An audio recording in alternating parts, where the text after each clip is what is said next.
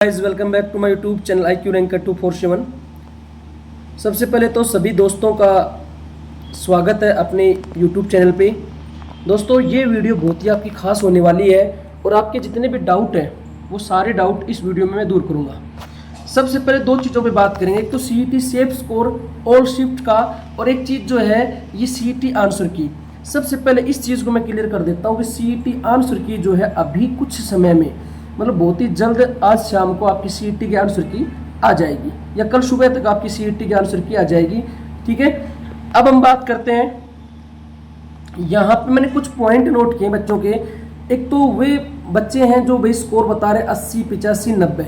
ठीक है, अब वो बच्चे बता रहे हैं कि भाई गूगल से सर्च करके या अपने हिसाब से भाई जो करके उस हिसाब से। एक तो जो ऑफिशियल आंसर की जब आती है ना, ये स्कोर 2 से 3 नंबर अपने आप कम हो जाता है। इस चीज़ से आप सहमत हो? 2 से 3 नंबर अपने आप कम हो जाता है। ठीक है, और अब मैं बात करूंगा चारों शिफ्टों के ऊपर। यहाँ पे मैंने मॉर्निंग की पहली शिफ्ट यहाँ पे लिख दिया मैंने, पहली शिफ्ट। ठीक है, उसके बाद ये होगी सेकंड शिफ्ट इवनिंग 26 इवनिंग की। उसके बाद ये होगी थर्ड शिफ्ट, ये 27 मॉर्निंग की हो गई। और ये हो गई फोर्थ शिफ्ट जो 27 इवनिंग की हो गई। इन सब में बात करूंगा कि नॉर्मलाइजेशन कैसे होगा और कैसे बनेगी इसकी मेरिट। देखो, सबसे हार्ड शिफ्ट की मैं बात करूं, मेरे को जहां तक चारों पेपर मैंने जब देखे ना, तो चारों पेपरों में पहली शिफ्ट जो थी वो सबसे हार्ड लगी और एक चौथी शिफ्ट थी वो सबसे हार्ड लगी। इनमें क्या था, इनमें जो एग्जाम के क्वेश्चन जो सेट कर रखे थे ना, वो लेंथी क्वेश्चन थे। मतलब जीके के क्वेश्चन सोल्व करने में भी टाइम लग रहा था। और सबसे जो इजी शिफ्ट थी ना, वो थी थर्ड शिफ्ट।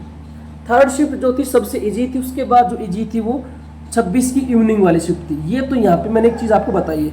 अब मैं बात कर लेता हूँ कि एवरेज नंबर की, कि एवरेज नंबर कितने कैसे आएंगे, कितने होने चाहिए आपके, कि आप बिल्कुल सेफ हो, और नॉर्मलाइजेशन में किस शिफ्ट के नंबर बढ़ेंगे और किस शिफ्ट के नंबर कम होंगे। एक तो मैं बता दूँ आपको, जो पहली शिफ्ट है उसके नंबर बढ़ेंगे, चौथी शिफ्ट है उसके नंबर बढ़ेंगे। ठीक है, उसके बाद थर्ड शिफ्ट के नंबर जो है ज़्यादा कम होंगे। उसके बाद सेकेंड शिफ्ट के नंबर भी कम होंगे। ठीक है, कितने कितने नंबर कम होंगे, यहाँ पे एक एग्जांपल से मैं आपको समझाऊंगा। देखो, यहाँ पे बात करते हैं पहले शिफ्ट के अंदर जो एक एवरेज एवरेज नहीं तो एक अच्छा खासा स्कोर मैं मान सकता हूँ कि यहाँ पे जिस बच्चे का 65, अच्छा वेरी गुड स्कोर है 65, यहाँ पे मान के चलो कि 65 वाला बंदा जो है टॉपर है। ठीक है, उसके बाद सेकंड शिफ्ट की बात करूँ तो सेकंड शिफ्ट के अंदर यहाँ पे मैंने लिख दिया 75 नंबर जिसके हैं वो यहाँ पे एक अच्छा वेरी गुड स्कोर है, टॉप 100 में है। ठीक है, ऊपरले बच्चों के अंदर है। थर्ड शिफ्ट की बात करूँ तो यहाँ पे जो बच्चा है एवरेज, मतलब यहाँ पे बच्चा स्कोर कर रहा है 80। और फोर्थ शिफ्ट की बात करूँ तो यहाँ पे बच्चा जो स्कोर कर रहा है 70 के आसपास, 70 के नीचे, 70 के 71 वैसे इतना। ठीक है, अब नॉर्मलाइजेशन कैसे होता है, कैसे मतलब कैसे किस शिफ्ट के नंबर बढ़ेंगे, किस शिफ्ट के नंबर कैसे कम होते हैं, इस चीज़ को यहाँ पे समझो। जैसे क्या होता है कि इन चारों शिफ्ट में, जैसे पहले शिफ्ट के यहाँ पे मान लो 100 टॉपर उठा लिए, यहाँ पे कितने टॉपर ले लिए 100। जैसे मैं दोबारा बना देता हूँ एक बार,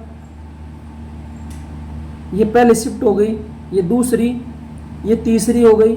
जो जिस शिफ्ट का बच्चा उसी शिफ्ट पे नज़र रखें। जैसे मान लो पहले शिफ्ट के यहाँ पे 100 बंदे लिए, दूसरी शिफ्ट के भी 100 बंदे ले लिए जो टॉपर बच्चे हैं, तीसरी शिफ्ट के भी 100 बंदे यहाँ पे उठा लिए और चौथी शिफ्ट के बंदे भी यहाँ पे 100 ले लिए हैं। अब इन 100 बच्चों का एक एवरेज स्कोर निकाला जाएगा। जैसे मान लो सपोज करो कि यहाँ पे इन 100 बंदों का एक एवरेज स्कोर निकल के आया 65, एक एग्जांपल के तौर पर बता रहा हूँ। सेकंड शिफ्ट में यहाँ पे जो एवरेज स्कोर निकल के आया सेकंड शिफ्ट में, यहाँ पे मैंने लिख दिया यहाँ पे 75 नंबर निकल के आया।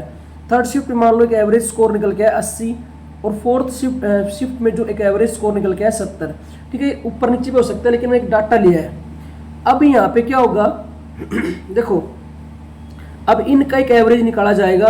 अब देखो कि ये जो 65 वाला बंदा है, ये 65 वाला बंदा जो इस 80 वाले बंदे को कैसे टच कर सकता है, कि अगर मैं इसके भी नंबर थोड़े कम कर दूं। ठीक है, जैसे मान लो इसके मैंने नंबर कम कर दिए, कितने 7 नंबर कम कर दिए, ये हो गया 73 पे, 72 73 पे आ गया। ठीक है, और यहाँ पे इसके नंबर में बढ़ा दूं तो ये टॉपर बच्चा और ये टॉपर बच्चा यहाँ पे क्या हो गए, दोनों बराबर बराबर हो गए। इस हिसाब से निकाला जाता है। ठीक है, ऐसे जैसे मान लो 75 है, इन सभी शिफ्टों का एवरेज निकाला जाएगा, एवरेज स्कोर। इनका एवरेज स्कोर मान लो 72 आ गया तो उस हिसाब से नंबर बढ़ जाएंगे। जैसे 65 का, 70 का, 80 का और 70, इनका एवरेज स्कोर निकालोगे आप। जैसे मान लो एवरेज स्कोर आ गया इनका 71, 71 के अंदर इस शिफ्ट के 9 नंबर कम होंगे, इसके 4 नंबर कम होंगे, इसका 1 नंबर बढ़ गया, इसके 6 नंबर बढ़ गए। आप समझ सकते हो, एक एवरेज स्कोर ऐसे नॉर्मलाइजेशन किया जाएगा, ठीक है, जैसे नॉर्मलाइजेशन होता है वैसे। अब मैं आपको एक चीज़ बता दूं कि यहाँ पर बिल्कुल भी किसी भी बच्चे को घबराने की जरूरत नहीं है कि कोई बच्चा मान लो पहले शिफ्ट के अंदर 60 नंबर ले रहा है और वो ऐसे सोच रहा हो कि मेरा 60 नंबर आ रहे हो। जो थर्ड शिफ्ट वाला बंदा है वो, जैसे क्या हो, एक ही घर के अंदर मान लो 2 बच्चे हैं, पहले शिफ्ट में जिसका पेपर था उसके 60 नंबर है और तीसरी शिफ्ट में जो पेपर था उसके 80 नंबर है।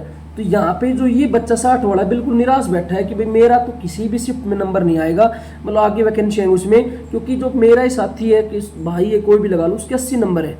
तो यहाँ पे घबराने की जरूरत नहीं है। ये जो 60 वाला बंदा है पूरी तरीके से सेफ जोन के अंदर है, क्योंकि जब नॉर्मलाइजेशन होगा तो इस बच्चे के नंबर बढ़ेंगे और इसके क्या होंगे, घटेंगे। ठीक है, तो यहाँ पे सबका हिसाब बराबर किया जाएगा। ऐसा नहीं कि भाई एक बच्चा सरल पेपर कर रहा है उसमें 80 ले रहा है, इस हिसाब से अगर नॉर्मलाइजेशन नहीं होगा तो आप मान के चलो 10 गुना के 10 गुना बच्चे जो है तीसरी और दूसरी शिफ्ट से लग जाएंगे, तो पहली और चौथी शिफ्ट का तो नंबर ही नहीं आएगा। तो ये चीज़ एक तो आज शाम तक आपकी ऑफिशियल आंसर की आ जाएगी। ऑफिशियल आंसर की में जब आप जोड़ोगे, क्योंकि लगभग बच्चों ने क्या है गूगल से सर्च किए या इधर से देख के नेट पे सर्च करके कैसे एआई के माध्यम से अपना स्कोर निकाला है। और उसमें क्या होता है, जब हम गूगल से सर्च करते हैं, जब क्या होता है हमारे 1-2 नंबर क्या होते हैं, जैसे मान लो किसी बच्चे के हैं 78, वो क्या बोलेगा रैंडमली 78 नहीं बताएगा, वो किसी को बताएगा ना तो 100 बताएगा कि सॉरी 80 कि मेरे 80 नंबर है। यहाँ पे 78 है, वो 80 बता रहा है। किसी का 77 नंबर है, वो भी बोलेगा 77 नहीं मेरे 80 नंबर ठीक है। ठीक है, तो अगर 79 तो भी 80 बताएगा। तो इस हिसाब से मैं एक चीज़ बता रहा हूँ आपको कि यहाँ पे किसी भी शिफ्ट को घबराने की जरूरत नहीं है, विशेषकर पहली और चौथी वालों को बिल्कुल भी घबराने की जरूरत नहीं है। हाँ, अगर कोई बच्चा तीसरी शिफ्ट में है, तीसरी शिफ्ट वाला बच्चा जो है अगर कम नंबर ले रहा है, जैसे तीसरी शिफ्ट वाला बच्चे के नंबर 60 आ रहे हैं, तो ये जरूर जो है थोड़ी बहुत समस्या में आ सकता है, क्योंकि जो है शिफ्ट इजी थी, नॉर्मलाइजेशन के अंदर इसके नंबर बढ़ने के चांसेस बहुत ही कम रहेंगे।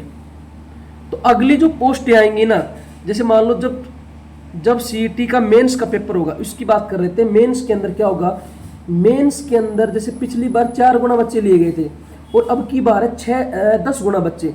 तो यहाँ पे बच्चों 6 गुना बच्चों का यहाँ पे और फर्क पड़ेगा कि 6 गुना बच्चे बहुत ज़्यादा हो जाते हैं। एक तो जैसे मान लो कल रख की पोस्ट है 5000, उस 5000 के अंदर 4 गुना में 20,000 बच्चे पेपर दे रहे हैं और एक बच्चे दे रहे हैं 50,000, तो 30,000 बच्चे और बढ़ रहे हैं ना। तो नॉर्मल सी बात है कि ऑटोमेटिक जो है कट ऑफ जो है डाउन जाएगी, इसमें किसी भी प्रकार घबराने की जरूरत नहीं। लेकिन आपकी तैयारी जो है इसी समय आपकी तैयारी जो चालू रखनी है, आपको छोड़नी नहीं, बिल्कुल भी तैयारी को भी छोड़ के बैठ जाए। ठीक है, तो इस वीडियो में मैंने इतनी बातें की, आप समझ गए होंगे सीईटी के अंदर सेफ स्कोर क्या है। ठीक है, एक बार मैं दोबारा बता दूं आपको कि जिस बच्चे के पहले शिफ्ट के अंदर 60 से 65 नंबर के बीच में, वो पूरी तरीके से सेफ है। दूसरी शिफ्ट के अंदर जो बच्चा 70 नंबर के आसपास ले रहा है वो सेफ है बिल्कुल। तीसरी शिफ्ट में जो बच्चा 70 से ऊपर है, जैसे 75 के आसपास 73 नंबर ले रहा है, वो बिल्कुल पूरी तरीके से सेफ है। और इसमें अगर कोई बच्चा 68, 69, 70 के आसपास ले रहा है, 65 नंबर ले रहा है, ठीक है, तो वो बच्चा यहाँ पे अच्छी तरीके से सेफ है, क्योंकि नॉर्मलाइजेशन में स्कोर बढ़ेगा। ये मेरा एनालाइज है। ठीक है, कुछ साथियों के जो भी सिलेक्टेड कैंडिडेट है मेरे साथ के हैं, उनके द्वारा किया गया एनालाइज है। ठीक है, तो ये चीज़ है। इस वीडियो में इतनी बातें करेंगे, नेक्स्ट वीडियो में बात करते हैं। अगर कोई और अपडेट मिलती है अपने को, तब तक के लिए आपका बहुत बहुत धन्यवाद। Thank you very much.